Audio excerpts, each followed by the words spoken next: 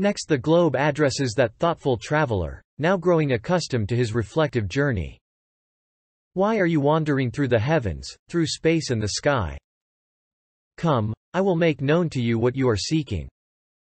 Look at the functions that I perform and read my pages.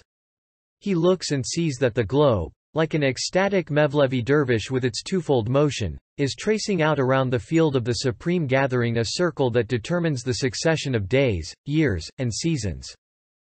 It is a most magnificent dominical ship, loaded with the hundreds of thousands of different forms of food and equipment needed for all animate beings, floating with the utmost equilibrium in the ocean of space and circling the sun.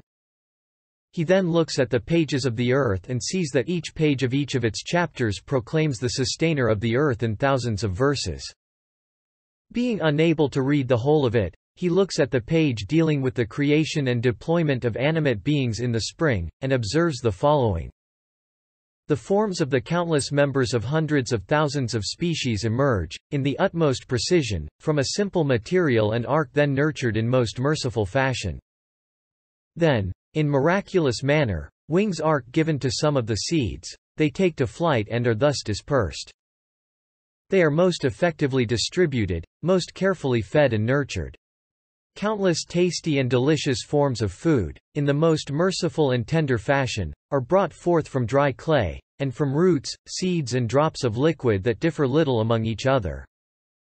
Every spring, 100,000 kinds of food and equipment are loaded on it from an unseen treasury, as if onto a railway wagon, and are dispatched in utmost orderliness to animate beings. The sending to infants of canned milk in those food packages, and pumps of sugared milk in the form of their mothers' affectionate breasts, is in particular such an instance of solicitousness, mercy and wisdom that it immediately establishes itself as a most tender manifestation of the mercy and generosity of the merciful and compassionate One.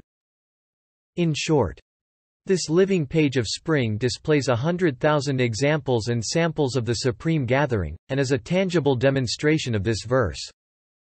So look to the signs of God's mercy. How He gives life to the earth after its death, for verily He it is who gives life to the dead, and He has power over all things.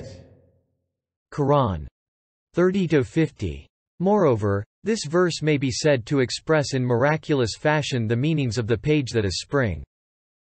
The traveler thus understood that the earth proclaims through all its pages, in fashion proportionate to their size.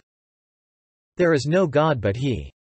In expression of the meaning beheld by the traveler through the brief testimony of one of the 20 aspects of a single page out of the more than 20 pages of the globe, it was said in the third degree of the first station.